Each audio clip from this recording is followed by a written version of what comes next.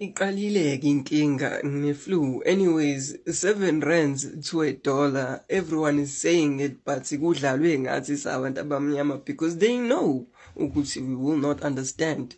Anyways, sanibonani, ngiye ngizwe kuthiwa the truth shall set you free. So lalela mntu omnyama, ngine-flu, but I will explain to you. Lo 7 rands to a dollar, we need to go back to the very beginning. Askani.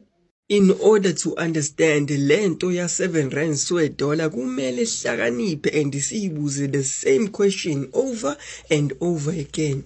What do we lose as South Africans and what do they gain as isitha?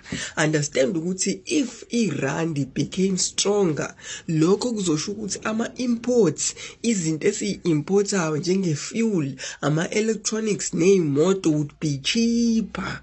Understand ukuthi eSouth Africa to travel kuzoba cheaper for abantu base South Africa, sizokwazi ukuya eEngland, sizokwazi ukuya eAmerica, eAustralia because irandi would be stronger, sonke sobe sesi-afford.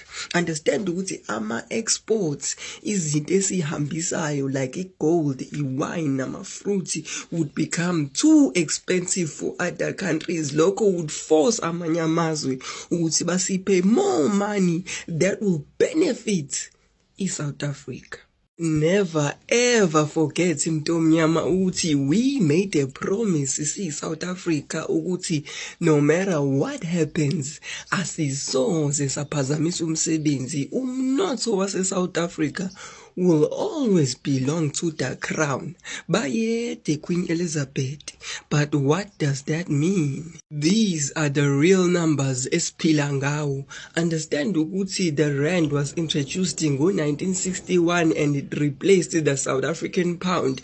Eyayi 2 rand to a pound. Understand ukuthi ngo 2001 i-exchange rate yethu yakhuphuka yabo 14 rand per dollar. Understand ukuthi by the end of 2024, the exchange rate stood at 18 rand 87 cents to a dollar.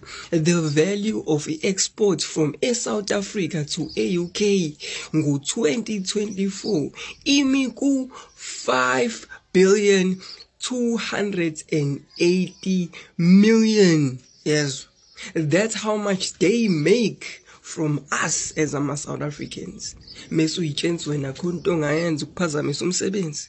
Hlakanipha ke mntu omnyama and understand ukuthi not everything is about lo 350 oholayo.